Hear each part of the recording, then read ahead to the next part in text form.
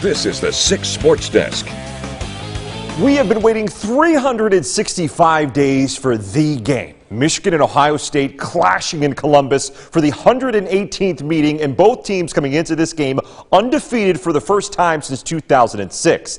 A lot more than just bragging rights were on the line this afternoon. The winner of this game wins the Big Ten East title and shows why they deserve to play in the college football playoff. Let's get you out to Columbus. The band ready to dot the I and take on the traditions of this beautiful game. We jump to the second quarter where both teams are making adjustments, and the Wolverines decided to let it fly. J.J. McCarthy finds Cornelius Johnson, who makes a few Buckeyes miss, and takes this one to the house, a 69-yard touchdown. Then just 2 minutes later, you're going to leave him alone. McCarthy's going to find him, this time for 75 yards to retake the lead. Cornelius Johnson playing the game of his life. And just before halftime, the Buckeyes responded in kind. C.J. Stroud finds his best target, Marvin Harrison Jr., for the touchdown, and we have ourselves a slugfest, people. But in the fourth quarter, the Michigan running game came alive. Donovan Edwards stepping up in a big way, 75 yards to the house to make it a 15-point game with 7 minutes left. Then after Stroud tossed an interception, the Wolverines go back to the ground game. And the sophomore from West Bloomfield, Michigan, Donovan Edwards, twists in the dagger as the Wolverines will go on a win at 45-23. Michigan wins back-to-back Big Ten East titles, and J.J. McCarthy shared his thoughts on the huge win. I mean, obviously, there's some things that I want back. Yeah, there's some things that I want back, but walking out of here with the W, that's all that matters, no matter how we got it done. They were trying to stop our identity. We're a smash-fest football team, and they were trying to stop the run, so they let the passes get open deep. Oh, it's big, you know, big-time rivalry game, you know, like, we knew, like, what we had to do this game. But, you know, like, we prepared for this game all season, in the off-season. So to get the victory, it's a blessing from the Lord.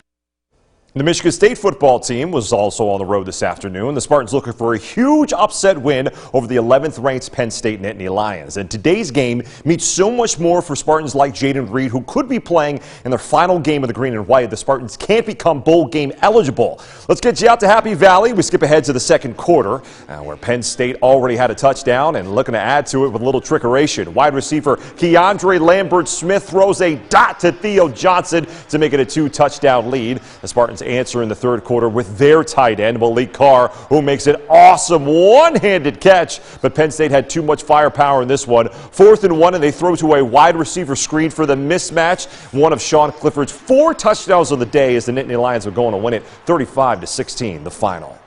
Thanksgiving weekend isn't just about rivalry weekend in college football. It's also state championship weekend for our high school football teams. And the only school from our area who made it to Ford Field was Jackson Lumen Christi in Division 7. The Titans were looking for their 12th state title this morning, and the only team that stood in their way was Traverse City St. Francis, who defeated Lumen in week 2, 42-35. Today's showdown was very different. After Lumen's third turnover in the first half, quarterback Wyatt Nusades breaks the pylon to put St. Francis up 12-0 in the first by halftime. The score wouldn't change until the fourth quarter when the Titans took off 4th and 3. Quarterback Joe Lathers goes untouched to put Lumen Christi on the board. The Titans forced a punt, and Lathers went back to work with his legs on 3rd and 10. He finds an opening and refuses to go down, stiff-arming a defender and fighting for every yard possible. It would set up a 2-yard touchdown run from senior Derek Walker, and after a 2-point conversion,